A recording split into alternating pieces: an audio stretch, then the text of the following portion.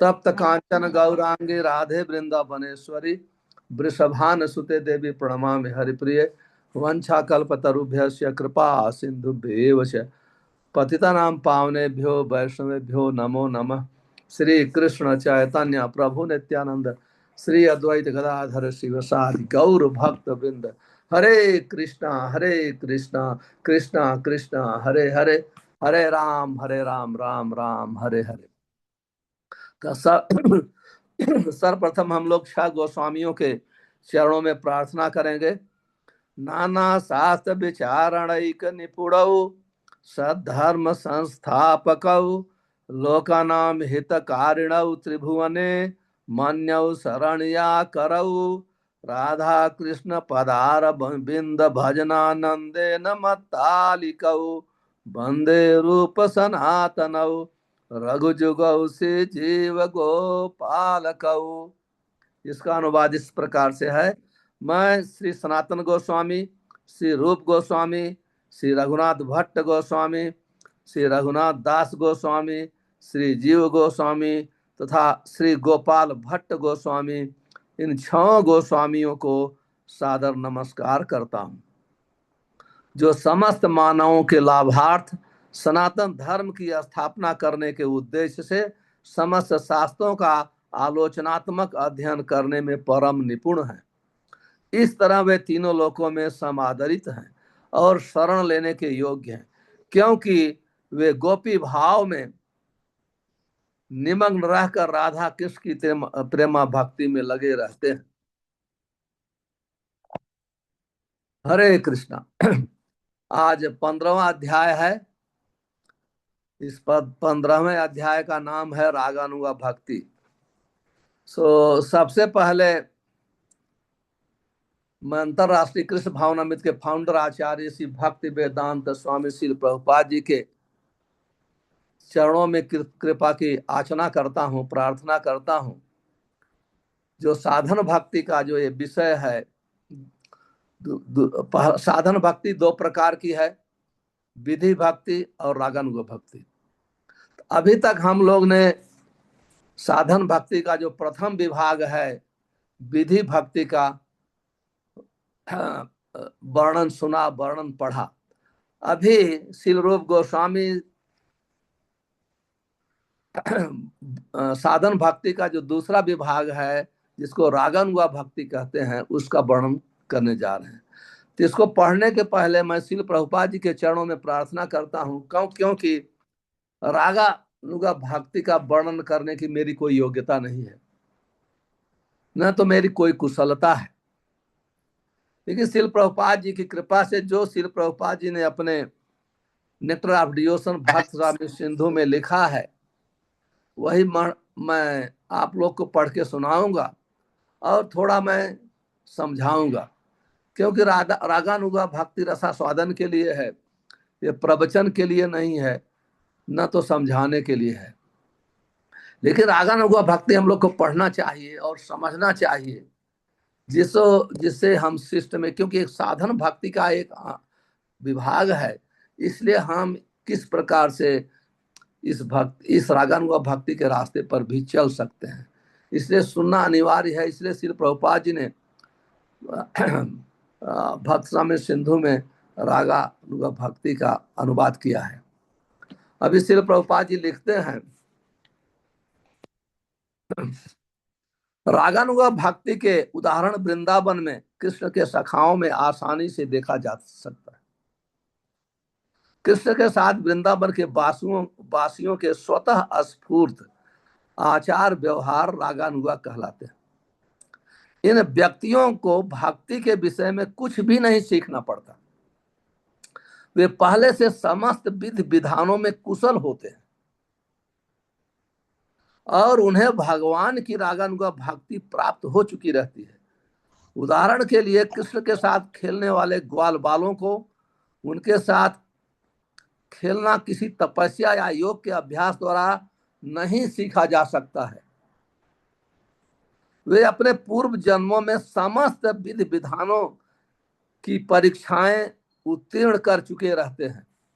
फलतः उन्हें कृष्ण के मित्र बनने के रूप में उनकी प्रत्यक्ष संगति प्राप्त होती है, उनकी यह स्वतः स्फूर्त मनोवृत्ति रागानुगा भक्ति कहलाती है।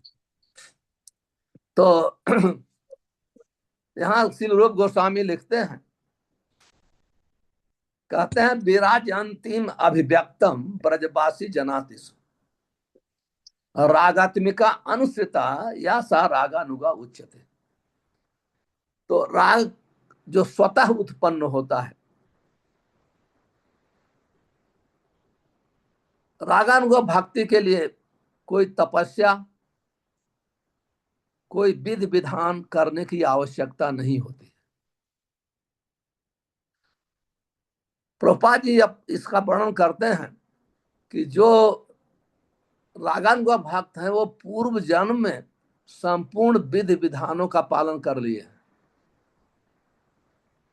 इसलिए क्योंकि भक्ति हम एक जन्म में करते हैं तो वो भक्ति दूसरे जन्म में फॉलो करती है। ऐसा नहीं कि आप ये जन्म में भक्ति किए थे वहां वो खत्म हो जाएगी, अगले जन्म में फिर से आपको प्रारंभ करना पड़ेगा। नहीं, जहां से आपकी भक्ति छूटी थी वहां से ही भक्ति फिर से प्रारंभ हो जाती है, फिर से प्रारंभ हो जाती है। तो यहाँ श्रील प्रभुपाद जी लिखते हैं जो साधन भक्ति का पहला अंग है विधि भक्ति, जिसका हम लोग ने 14 अध्यायों में उसका सुना, वर्णन किया। तो वो जब 14 अध्यायों की भक्ति जो पूर्ण रूपेण विधि विधान का पालन करता है तो व्यक्ति संपूर्ण भौतिक राग से, भौतिक भावना से मुक्त हो जाता है। जब भौतिक भावना से व्यक्ति मुक्त होता है, स्वाभाविक आकर्षण, क्योंकि हम लोग का संबंध इस भौतिक जगत से नहीं है भौतिक जगत का संबंध हम लोग ने स्वीकार किया है, लेकिन वास्तविक संबंध हमारा नहीं, इससे ये संबंध टूट जाता है। ये पृथ्वी से संबंध हमारे शरीर का भी टूट जाता है, माँ बाप, हर संबंध टूटता है, या तो इसी वर्तमान समय में टूट जाता है या शरीर छोड़ने के बाद टूट जाता है। लेकिन जो आत्मा का संबंध है वो कृष्ण के साथ, ये संबंध कभी टूटता नहीं है, टाइम बीइंग के लिए रुक जाता है। तो जब हम विधि विधान का पालन करते हैं तो हम भौतिक संबंध हमारे वो छूट जाते हैं। हम लोग ने पढ़ा कि रुचिम उद्वहता, जब हम रुचि प्लेटफॉर्म पर भक्ति करते हैं हमारी भौतिक आसक्ति बनी रहती है, प्रायः विलीयते, समय आने पर वो भी अप्रकट हो जाती है। तब वहां से भक्त का श्रवण कीर्तन करता है तो ऑटोमेटिक स्वाभाविक एक आकर्षण बढ़ जाता है ब्रजवासियों के प्रति। कौन सा आकर्षण बढ़ेगा? जैसे ग्वाल बालों की कथा सुनता है या पढ़ता है तो उसका बहुत अच्छा लगने लगता है उसको, या यशोदा माँ की कथा को सुनता है वात्सल्य रस की, तो कोई ब्रज के रस की जो कोई पढ़ता है, भागवतम से कोई कथा सुनता है तो उसको बहुत अच्छा लगता है। तो एक इसलिए स्वभाव, क्योंकि हमारा स्वभाव का अर्थ है आत्मा का स्वभाव, तो एक रस में भगवान के साथ अवस्थित हो जाता है। तो जो वहां कहते हैं कि जो ब्रज के भक्त हैं गोलोक धाम में है, जो भगवान के साथ गोलोक धाम से आते हैं, इस पृथ्वी पर वृंदावन में आते हैं, तो वो भक्त रागात्मिका भक्त कहे जाते हैं। उनका स्वाभाविक भगवान के साथ राग होता है। वो राग वो देखने में लगता है, हम आगे वर्णन करेंगे धीरे धीरे, लेकिन स्वाभाविक राग होता है। तो वो रागात्मिका भक्त जो स्वाभाविक, वो उनको कोई नियम पूर्व जन्म में भी नहीं उनको पालन करने की जरूरत नहीं पड़ी है, क्योंकि वो भगवान के धाम से आते हैं। तो जो वैधि भक्ति वाले हैं धीरे धीरे ऐसे रागात्मक भक्त के प्रति जब उनकी भक्ति से आकर्षित होते हैं, उसको पालन करना चाहते हैं, तो स्वाभाविक रूप से तो उसे कहते हैं रागानुगा भक्त। ये स्पष्ट हो गया, बहुत सावधानी से इसे सुनना चाहिए, समझना चाहिए। नकल नहीं किया जाता है, यहां ध्यान रखना। एक संस्कृत में दो शरण है, दो शब्द आते हैं, अनुकरण अनुसरण। हमें कभी माँ यशोदा का, ग्वाल बालों का, जो ब्रज के राजा रागात्मिका भक्त हैं, उनका अनुकरण नहीं करना चाहिए कि वो कैसे कपड़े पहनते हैं, कैसे चलते हैं, कैसे भगवान के, नो नो नो नो। साधु शास्त्र गुरु की शिक्षा के अनुसार उनका अनुसरण होता है। अनुकरण अनुकरण मायावाद है, प्रभुपाद जी आगे वर्णन करेंगे।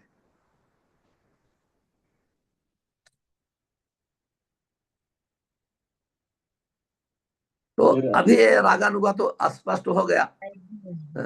तो अभी फिर श्री रूप गोस्वामी कहते हैं, अगले नेक्स्ट पैराग्राफ, श्री रूप गोस्वामी ने रागानुगा भक्ति की परिभाषा किसी वस्तु के चिंतन स्वतः स्फूर्त आकर्षण के रूप में की है। स्वतः स्फूर्त, ऑटोमेटिक, कोई इंजेक्शन लगा के नहीं प्रकट कर सकता है, स्वतः स्फूर्ति होती है। जैसे माँ अपने बच्चे की सेवा के लिए स्कूल में नहीं जाती है, कॉलेज में नहीं जाती है, वो स्वतः बच्चों के साथ स्फूर्त होती है, वो समझ जाती है सब। इसको कहते हैं स्वतः स्फूर्त। स्वतः स्फूर्त प्रेम की ऐसी भावना से संपन्न भक्ति रागानुगा भक्ति कहलाती है, जो है स्वतः वो किसी से रुक नहीं सकती है, कोई उसको रोक नहीं सकता है, कहने का अर्थ है। उसको रागानुगा भक्ति कहते हैं। रागानुगा भक्ति के दो प्रकार हैं, एक काम रूपा, दूसरा संबंध रूपा। तो कहते हैं रागात्मिका भक्ति को रूप रूप श्री रूप गोस्वामी का शब्द है, इष्टेश्वर रस की रागा परम आविष्टा भवेत तन्मय्या भवेत भक्ति स अत रागात्मिका उदिता। कहते हैं जो स्व इष्ट का अर्थ होता है भगवान कृष्ण, जो भगवान जो भक्त है उनका रागात्मिका भक्त की बात कर रहा हूं, उनको स्वतः है, उनको कोई सीखना नहीं पड़ता, जैसे मैंने वर्णन किया।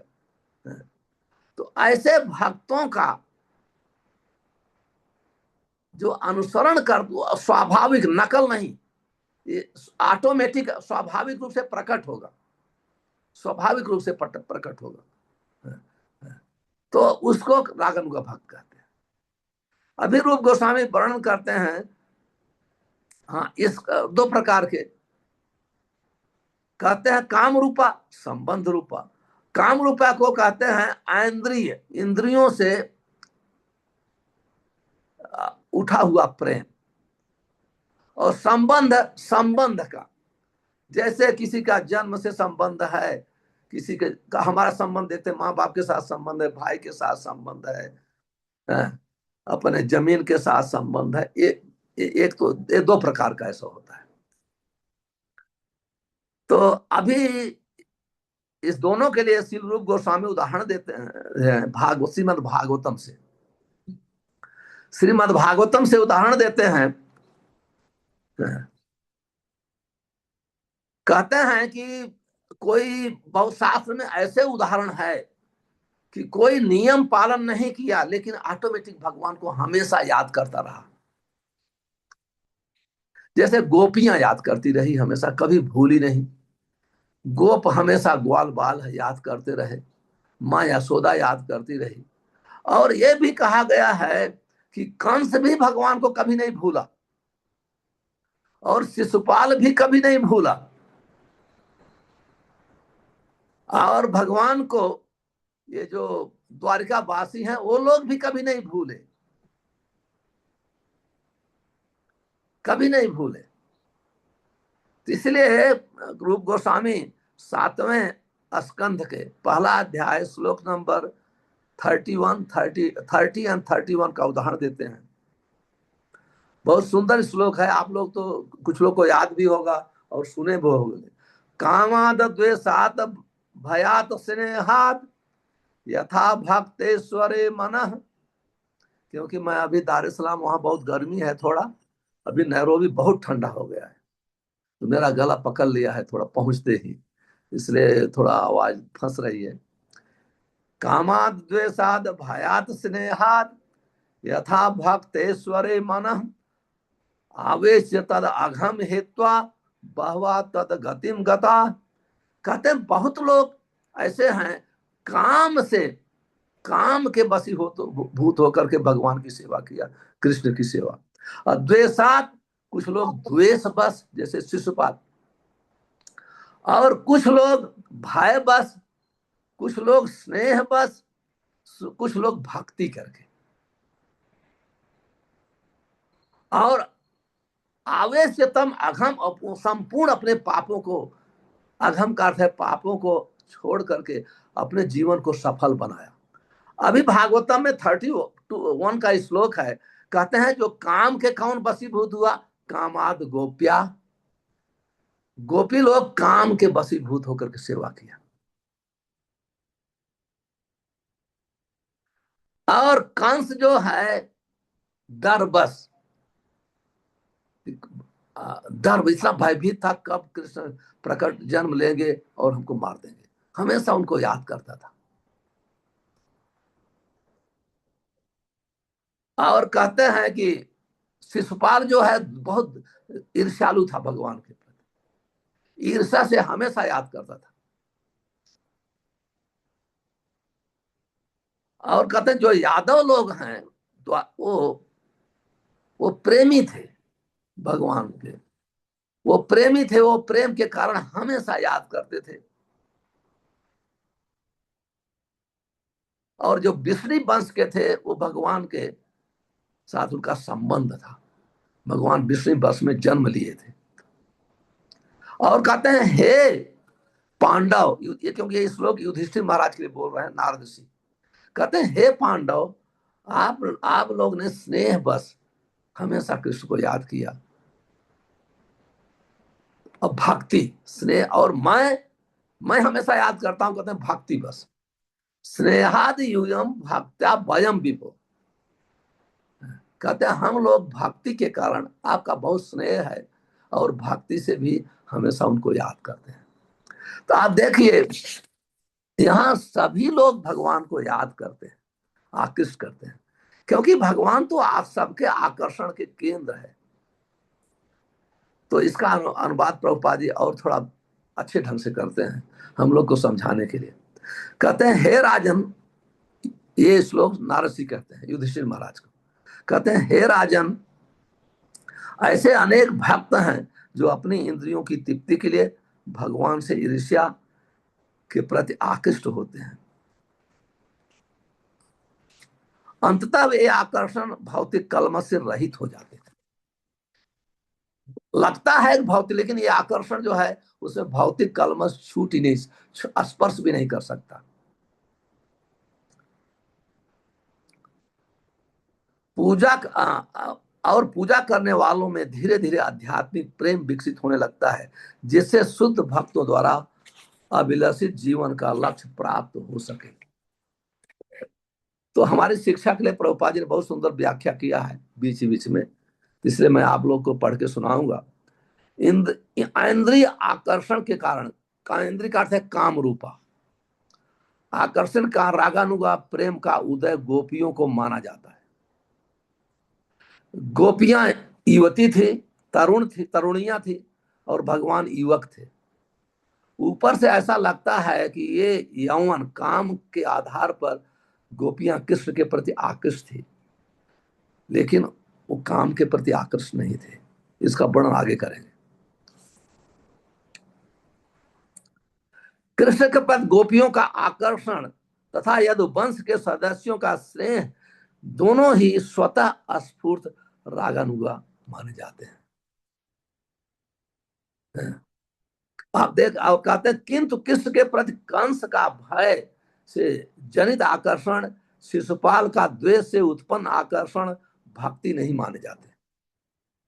आकर्षण शिशुपाल का है और कंस का, लेकिन वो भक्ति नहीं है। क्योंकि हम लोग भक्ति को पहले क्या सुना, अनुकूल से संकल्प प्रतिकूल से वर्जन।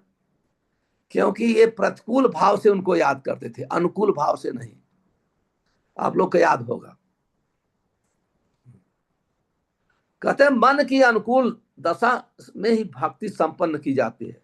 इसलिए श्री रूप गोस्वामी के अनुसार ऐसे आकर्षण भक्ति में परिगणित नहीं होते। क्योंकि कंस का आकर्षण, शिशुपाल का आकर्षण वो भक्ति नहीं माना जाएगा, क्योंकि भक्ति के लिए अनुकूल नहीं है।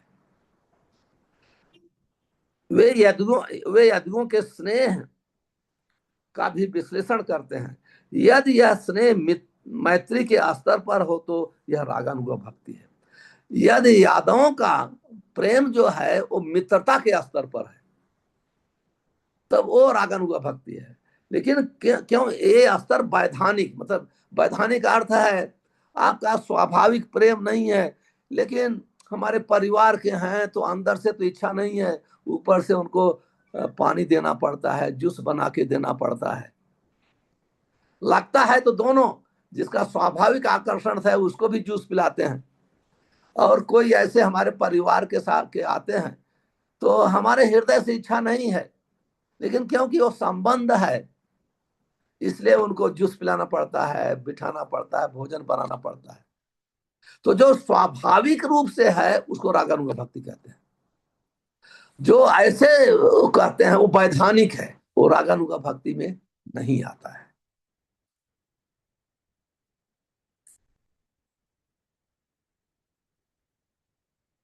जब स्नेह रागानुगा भक्ति के पद को प्राप्त होता है तभी यह शुद्ध भक्ति की श्रेणी में गिना जाता है,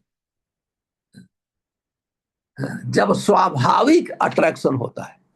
क्या भैया साहब, तो ये सुनना थोड़ा ऊपर समझना दो ऊपर। कठिन होगा, मैंने पहले ही इसका वर्णन कर दिया। अभी फिर श्रील रूप गोस्वामी वर्णन करते हैं। अभी ये वर्णन करते हैं कि अभी तो वर्णन कर दिया गोपियों का, ग्वाल बालों का, कंस का, शिशुपाल का, सब एक ही जैसे, लेकिन दोनों एक नहीं है। दोनों एक नहीं, दोनों में जमीन आसमान का अंतर है। जैसे सोना और लोहा दोनों ही मेटल हैं, लेकिन सोना सोना है, लोहा लोहा है। इसलिए शील गुरु गोस्वामी लिखते हैं, ब्रह्मण ये व लयम यान्ति प्रायण रिपयो हरे केचित प्राप्य रूपस्य आभासम मंजंति तत्। कहते हैं जो गोपियों का और कंस का भगवान के याद करने का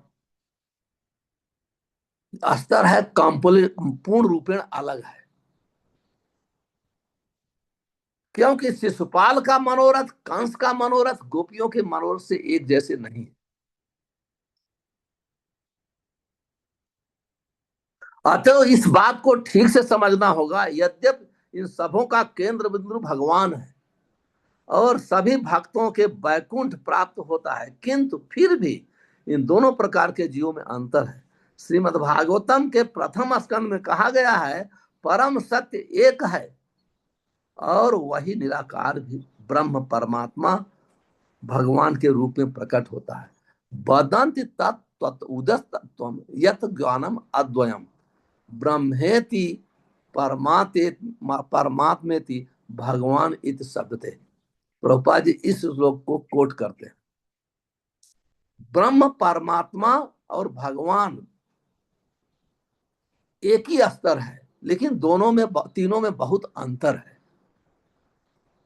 कहते हैं यही एक आध्यात्मिक अंतर है। यदि ब्रह्म परमात्मा और भगवान एक ही परम सत्य हैं यद्यपि, किंतु कंस या शिशुपाल जैसे भक्तों को केवल ब्रह्म तेज ही प्राप्त हो सका, उन्हें परमात्मा भगवान का साक्षात्कार नहीं हुआ, यही अंतर है। कहते हैं कंस और शिशुपाल वो लोग भी भक्ति किए, भक्ति का अर्थ होता है भगवान को याद करना। सत्यम अस्मर्तव्यम विष्णु विस्मर्तव्यम जातचित। भक्ति का अर्थ है हमेशा उनको याद करना चाहिए, कभी भूलना नहीं चाहिए। जैसे शिशुपाल और कंस दोनों किए, लेकिन उनका फल क्या हुआ, वो भगवान का दर्शन नहीं कर पाए, वो ब्रह्म ज्योति में लीन हुए। ब्रह्म ज्योति में लीन, वो बैकुंठ का दर्शन नहीं कर पाए।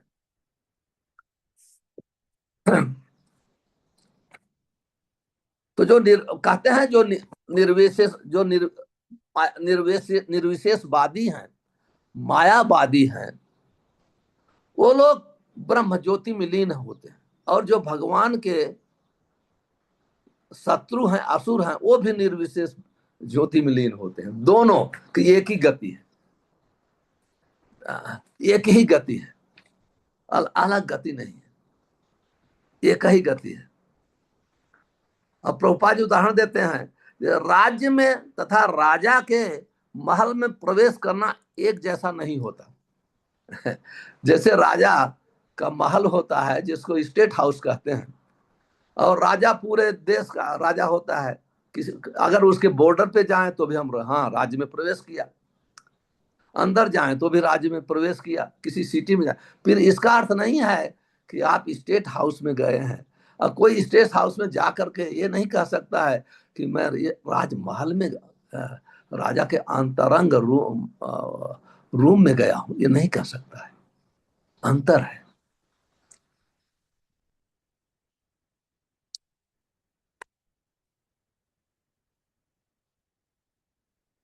इसे कहते हैं कि सिद्ध लोकासु तमः पारे।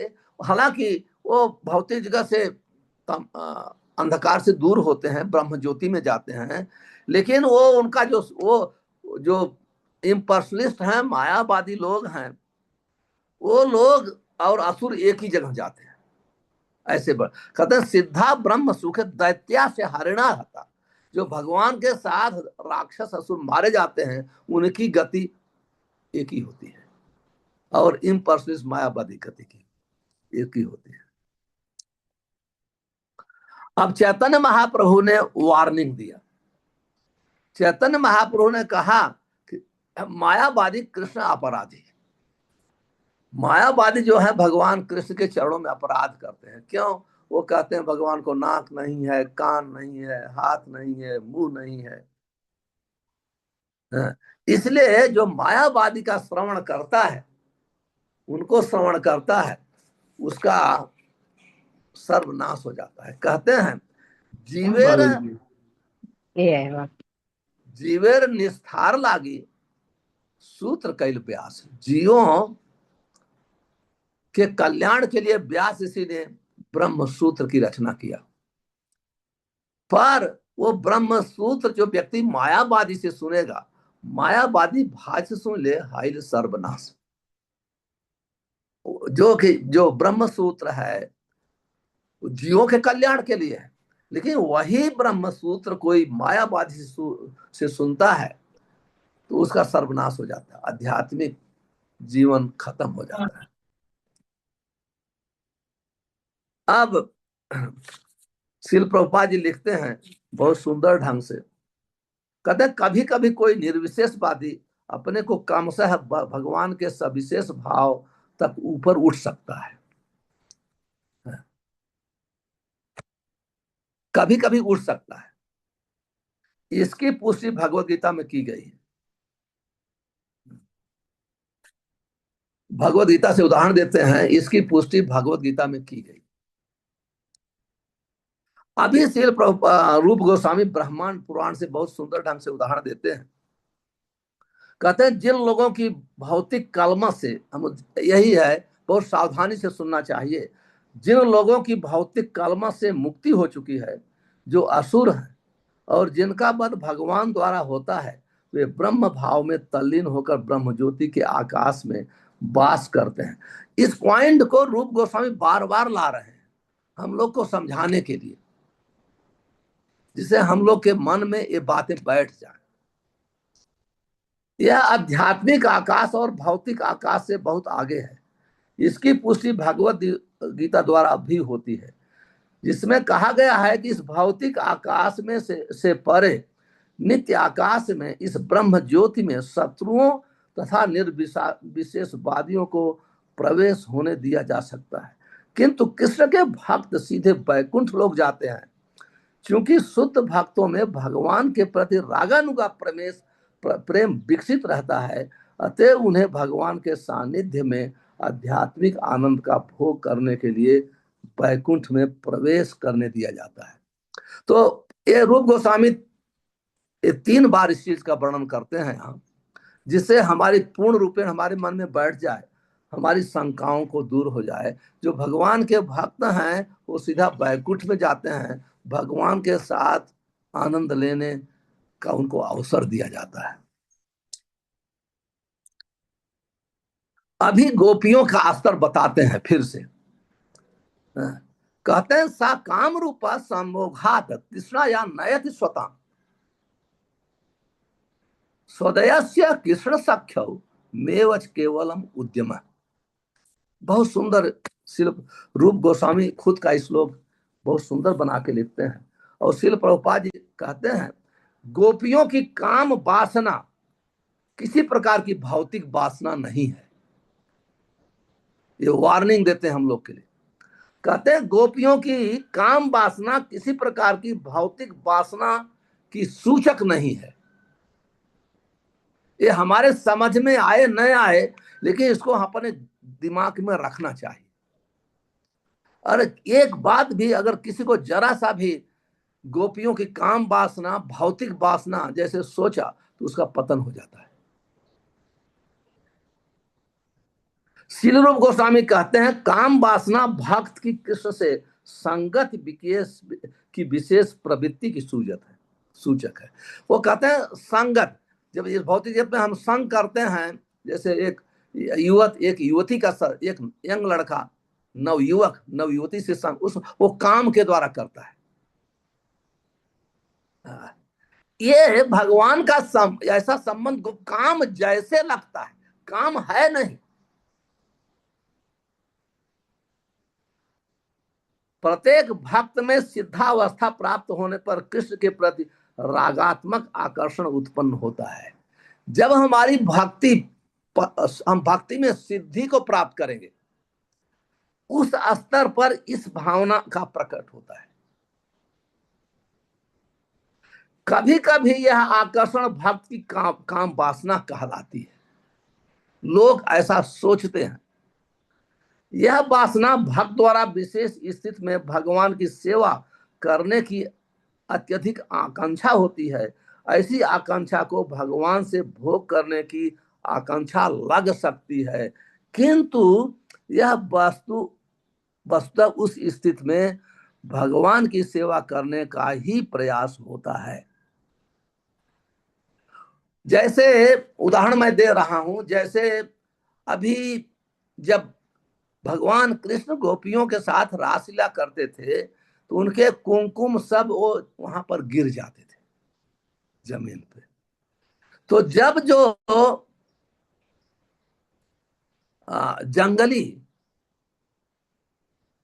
जंगली लड़कियां हैं वहां जब आती थी, देखती थी वो कुमकुम, उनको काम इतना पीड़ा देता था, तो वो लगा करके अपने शरीर पर लगाती थी तो तुरंत काम वासना से मुक्त हो जाती थी। आप सोचिए, एक सोना है एक लोहा है।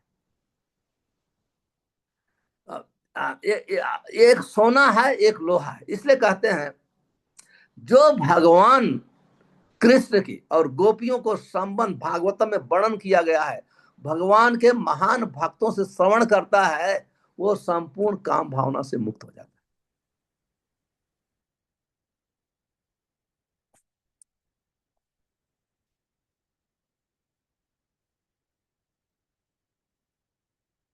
उदाहरण के लिए कोई भक्त भगवान से ग्वाल सखा के रूप में सानिध्य प्राप्त करने के लिए आकांक्षित हो सकता है। तब वह चारागाह में गायों की देखरेख में सहायक बनकर भगवान की सेवा करना चाहेगा। इससे ऐसा लगेगा कि वो भगवान के सानिध्य को भोगने का इच्छुक है, किंतु वस्तुतः यह रागन व प्रेम है जिससे यह दिव्य गायों की देख रेख में उनकी सेवा करना चाहता है। कहते हैं कृष्ण इंद्री तृप्त बंछा धारे प्रेम नाम, निज इंद्री तृप्त बंछा धारे काम नाम। कहते हैं जो भगवान की इंद्रियों को संतुष्ट करना चाहता है उसको प्रेम कहते हैं। जो अपनी इंद्रियों को संतुष्ट करने के लिए भगवान की का साथ चाहता है, उनकी सेवा करते हैं, उसको कहते हैं काम। इतना अंतर है, ये अंतर है।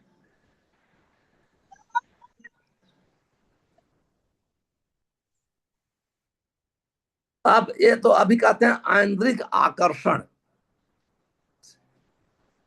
भगवान की सेवा की यह उत्कृष्ट इच्छा ब्रज की दिव्य भूमि में प्रकट होती है, और वह भी विशेष गोपियों में। कृष्ण के लिए गोपियों का प्रेम इतना उच्च है कि कभी कभी हमें समझने के लिए इसे काम वासना के रूप में बतलाया जाता है, केवल क्योंकि यह दिव्य है, ट्रांसडेंटल है। ट्रांसडेंटल हम समझ नहीं सकते हैं, तो कभी कभी हम काम के रूप में उदाहरण दे करके बताते हैं, नहीं तो कंप्लीटली ट्रांसडेंटल है। इसको हम जब तक ट्रांसडेंटल स्टेज पर नहीं आएंगे, तीनों गुणों से मुक्त नहीं होंगे, हम इसको समझ नहीं सकते। ना तो समझने की हमें कोशिश करना चाहिए, श्रवण कर लेना चाहिए। श्रवण करने से हृदय पवित्र होगा।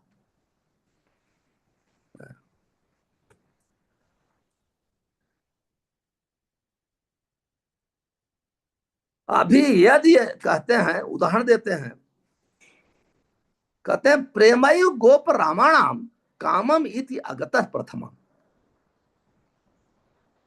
अब कहते हैं यदि वो काम होता, प्रेम नहीं होता, इति उद्धव आदयो ही ये थे वांछति भगवत प्रिया।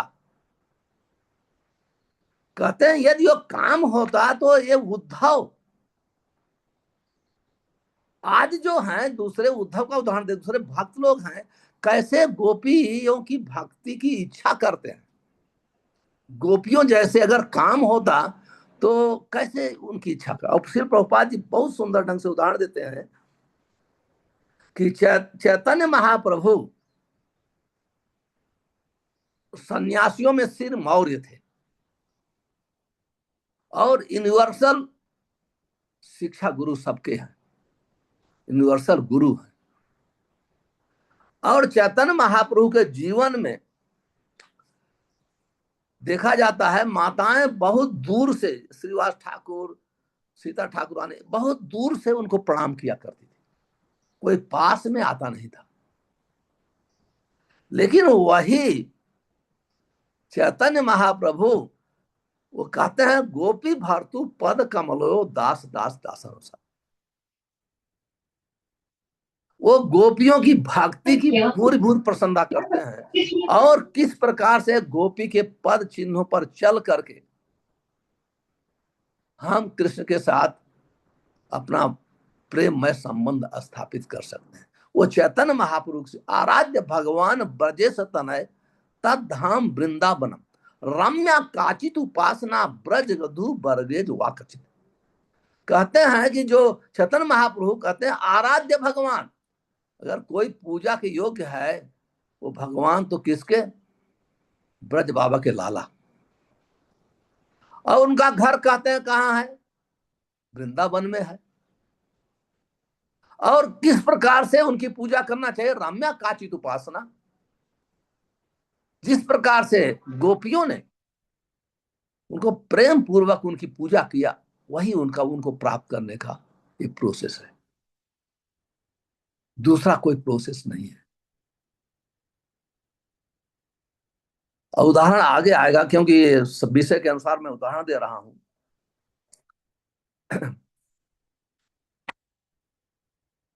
कि जैसे भगवान रामचंद्र जब दंडकारण्य में जा रहे थे तो ऋषि लोग सब गोपी भाव में उनका आलिंगन करना चाहे, लेकिन नहीं हो सका। भगवान राम ने मौन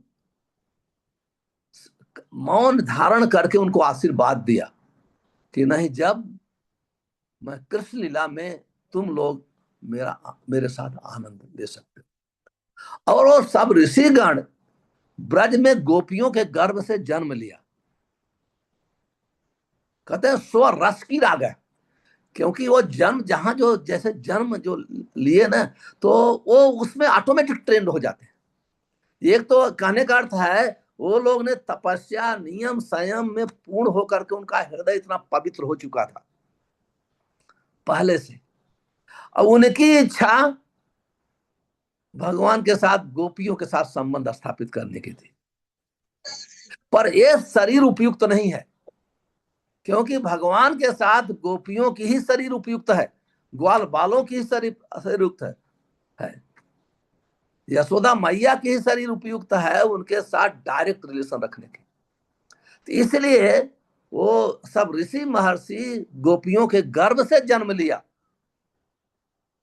इसके बाद वो भगवान की लीला में भाग लिए। भगवान की लीला में तब भाग ले पाए।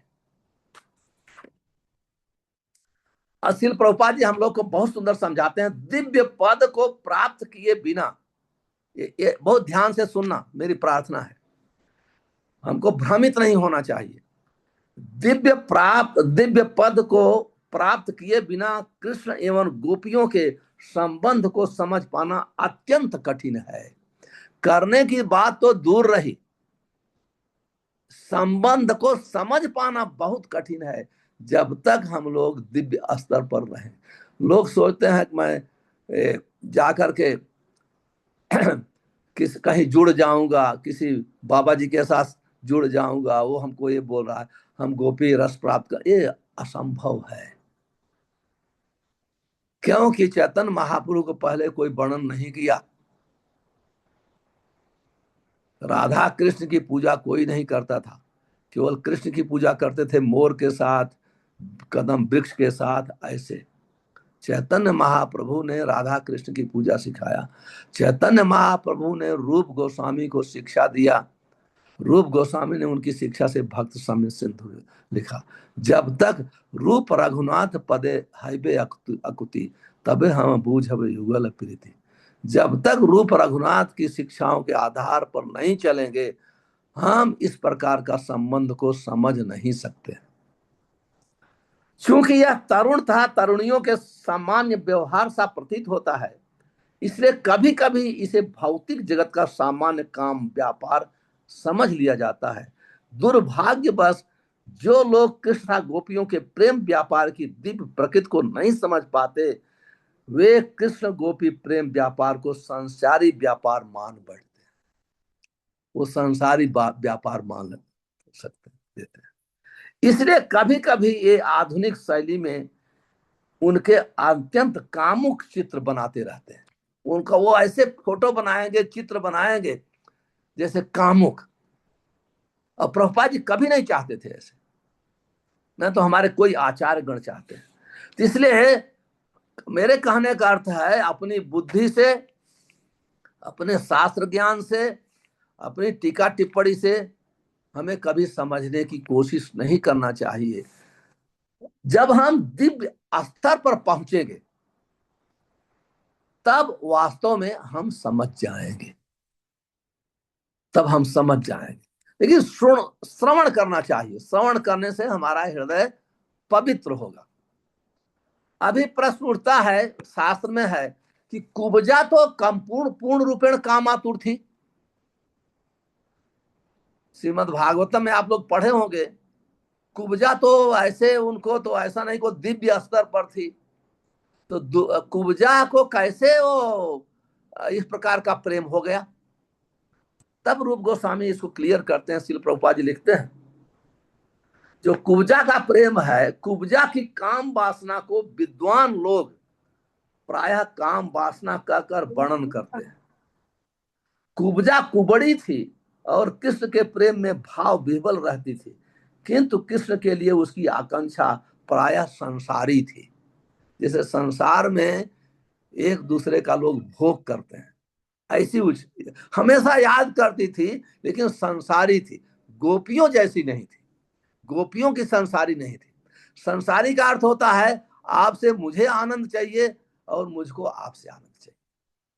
गोपियों की एक तरफ की थी, मुझे केवल कृष्ण को आनंद देना है, उनसे आनंद नहीं लेना है। अतः उसके प्रेम की तुलना गोपियों के प्रेम से नहीं की जा सकती है। कृष्ण के प्रति उसकी रति काम प्राया कहती है, काम प्राया। जैसे हम लोग है ना, हम लोग कहते हैं हम लोग भक्त प्राय हैं, अभी भक्त नहीं हुए हैं, भक्त बनने की कोशिश कर रहे हैं। इसलिए उसी काम प्राया और कृष्ण के प्रति गोपियों के प्रेम जैसी कही जाती है, केवल कही जाती है, लेकिन वो है नहीं।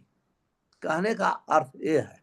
इस प्रकार से हमने तो श्रील प्रभुपाद जी को पढ़ करके सुनाया, लेकिन मैं फ्रैंकली बोल रहा हूं, हम इसका वर्णन करने के लिए मैं भी योग्य नहीं हूं, लेकिन श्रील प्रभुपाद जी योग्य हैं। श्रील प्रभुपाद जी की जब हम तात्पर्य पढ़ेंगे, वर्णन पढ़ेंगे, तो हमारे अनर्थ दूर होंगे। और इसका वर्णन अगले अध्याय में बहुत सुंदर होगा। कहते हैं कि रागानुगा भक्ति कम कैसे प्रकट होती है क्रमशः, तो मैंने ये कैसे प्रकट होती है, तो ये समझना चाहिए। हम पढ़ेंगे तो धीरे धीरे हमारा समय आएगा तो हमको पता चल जाएगा, ओ न ठीक है, अभी देखो हमारी काम वासना विलीन हो रही है, अनर्थ दूर हो रहे हैं, हम भक्ति में स्ट्रगल नहीं कर रहे हैं। तो धीरे धीरे धीरे इसलिए हमें पढ़ना चाहिए। और 16 अध्यायों में इसका वर्णन किया गया है, 16 अध्याय में, नेक्स्ट चैप्टर में, अगले चैप्टर में। इस प्रकार से इस अध्याय का कंक्लूजन ये निकलता है, जब हम वैधि भक्ति में पूर्ण रूपेण अवस्थित हो जाते हैं या वैधि भक्ति में सिद्धि को प्राप्त कर लेते हैं, तो हम लोग संपूर्ण अनर्थ से मुक्त हो जाते हैं, भौतिक आसक्ति से मुक्त हो जाते हैं। हम दिव्य स्तर पर हमको विधि भक्ति हमको ला देती है। तो उस स्तर पर जब हम श्रवण कीर्तन करते हैं, जैसे महान भक्त श्रील प्रभुपाद जी जैसे हैं, तो हमारा आकर्षण ब्रजवासी की तरफ बढ़ जाता है। तो मैं एक उदाहरण देकर के समाप्त करना चाहता हूं हम लोग की पूरी शंका को दूर करने के लिए। तो श्रील प्रभुपाद जी जब अमेरिका से प्रचार करने के लिए करके वृंदावन आए, तो उनके कुछ डिसाइपल भी आए थे।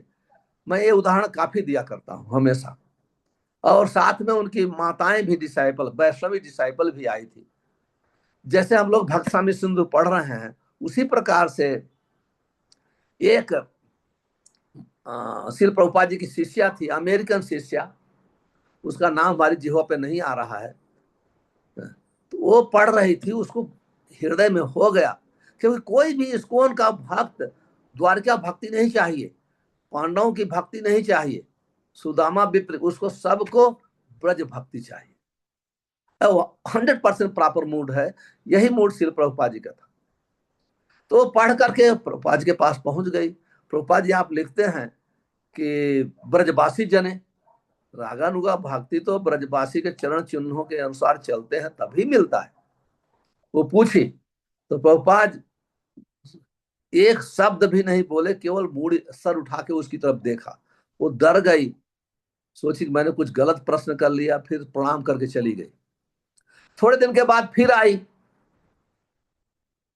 फिर प्रभुपाद जी ने से सेम प्रश्न किया, सेम तहसील। प्रभुपाद फिर अपना सर उठा करके उसकी तरफ देखे। जब प्रभुपाद किसी को देखते थे, किसी का साहस नहीं होता था कुछ प्रभुपाद जी को कह सके। आप समझ रहे हैं, इतने पावरफुल आचार्य श्री प्रभुपाद जी, इम्पावर्ड पर्सनालिटी, पूरे चेतन महाप्रभु की इच्छा पूरा करने के लिए आए थे। आप देखो, हम अभी घूमेंगे तो आपको पता चल जाता है कि प्रभुपाद जी का कितना पावर था। उनको श्रवण करिए, श्री प्रभुपाद जी का कन्वर्सेशन तो सुनिए। मैं प्रतिदिन श्री प्रभुपाद जी का कन्वर्सेशन सुनता हूं। आप सुनिए तो आपको लगेगा, अरे ये कहां से इतना पावर, कितना पावर। एक व्यक्ति होगा तो ही प्रभुपाद घंटों घंटों उसको प्रचार करते थे, और कहां से उनको ज्ञान सब आ रहा है, ये भी आश्चर्य होता है। तो शिल प्रभुपाद फिर दूसरी बार उसको देखे, वो कुछ फिर पूछी नहीं, घबरा के चली गई। फिर कुछ दिन के बाद, क्योंकि विदेशी लोग बहुत फ्रैंक होते हैं, हमारे लोग पूछने में शर्माते हैं, विदेशी लोग कभी शर्माते नहीं, कोई शंका होगी तुरंत पूछ लेंगे।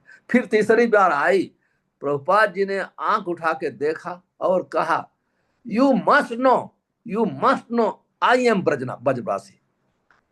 तुमको ये जानना चाहिए कि मैं ब्रजवासी हूं। कहने का अर्थ है श्रील प्रभुपाद जी वास्तव में ब्रजवासी थे, वो लोग वृंदावन से आए थे और उनका बचपन से ब्रज में आकर्षण था, इसलिए तो रिटायर होकर जगन्नाथपुरी नहीं रहे, ब्रज में आके रहे और ब्रज से ये मिशन चालू किया इसको उनका। कहने का अर्थ है कि मुझे फॉलो करो तो तुम्हारी रागानुगा भक्ति प्रकट हो जाएगी। इसे श्रील प्रभुपाद जी सिस्टमेटिक रूप गोस्वामी की शिक्षा के अनुसार भक्त सिंधु का वर्णन किया है और प्रचार भी उसी अनुसार किया है, और हमको इस स्तर पर लाते हैं कि हमारा पूरा अनर्थ दूर हो जाए, हम पाप से मुक्त हो जाएं। वही सब श्लोक तो वही बोलते हैं ना, आपने सुना होगा, ये आप करेंगे पाप से मुक्त हो जाएंगे, ये करेंगे अनर्थ दूर हो जाएगा, हर श्लोक में यही वर्णन है, क्योंकि यही सब जो है हमारे कृष्ण प्रेम का बाधक है। और अगर मुक्त नहीं हो गए तो हम कृष्ण प्रेम भौतिक प्रेम के जैसे समझने लगेंगे, तो हम प्राकृतिक सहजिया बन जाएंगे। तो इस प्रकार से प्रभुपाद जी ने कहा कि तुम मुझे, ओ बहुत सुंदर, प्रणाम किया जाकर, बस स्ट्रिक्टली श्री प्रभुपाद जी को फॉलो किया। तो ये हमारे लिए शिक्षा है। तो केवल मैं 2-3 अध्याय पढ़ के सुनाऊंगा, फिर मैं दूसरा कोई ग्रंथ पर फिर लेक्चर प्रारंभ करूंगा। तभी हमारे पास 5 मिनट समय है, 7 मिनट। तो यदि किसी के पास कोई प्रश्न है या कुछ कहना चाहता है तो पूछ सकते हैं।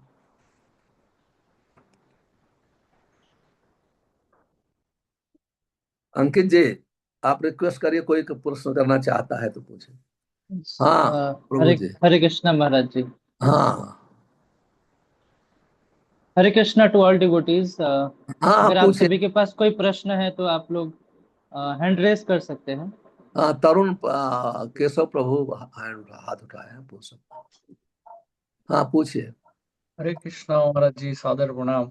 हाँ दंडवत प्रभु, दंडवत। ना सौभाग्य है हमारा के भक्ति रसामृत सिंधु के आप आपके श्रीमुख से सुन पा रहे हैं।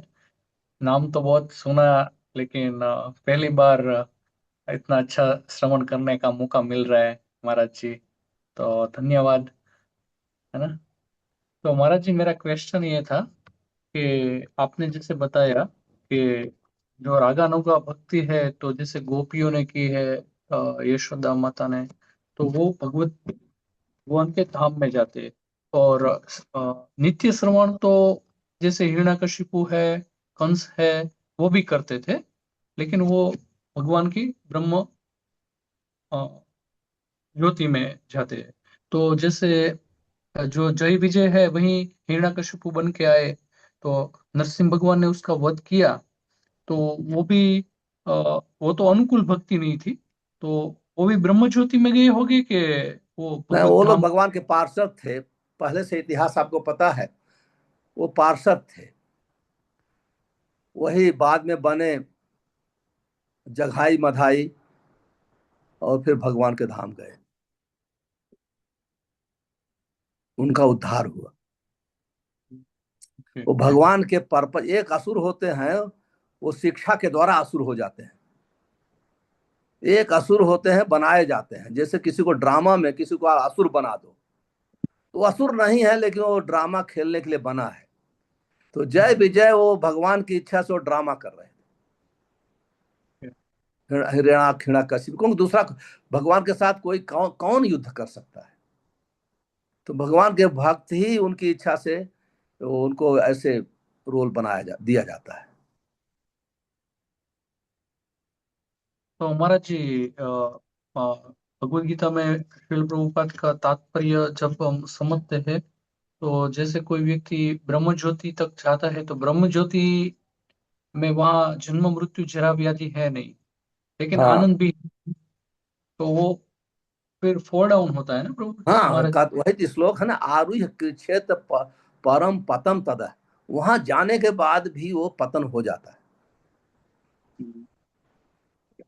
और जब पतन होता है तो बहुनाम जन्मनाम अंते ज्ञानवानम प्रपादित वासुदेव सर्वमिति, वो बहुत जन्मों के बाद ऐसे उनको ज्ञान हो जाता है कि भक्तों का संग हो गया, भगवान कृष्ण वासुदेव सब कुछ है, तो फिर भक्ति में आ सकते हैं। नहीं तो इस संसार में तो घूमना ही है, घूम कहीं ब्रह्म ज्योति में कभी गिरे कभी गए, कभी गिरे कभी गए, और ऐसा नहीं कि एक सेकंड में गिर जाते हैं। आप समझ रहे हैं, स्वर्ग में भी कोई जाता है 10,000 साल तो भोग करता है, तो ब्रह्म ज्योति में जाता है तो कोई टाइम का कंसिडरेशन नहीं है कब गिर गया कब नहीं गिरा। तो महाराज जी, ये जो मायावादी है, निर्विशेषवादी है, वो तो ब्रह्म ज्योति में जाते हैं ना शायद। हाँ हाँ, ब्रह्म ज्योति तो यही रूप गोस्वामी ने वर्णन किया, उनका दूसरी गति नहीं है, अच्छा। क्योंकि उनको ज्योति को ही सब कुछ समझते हैं, तो ज्योति में जाते हैं।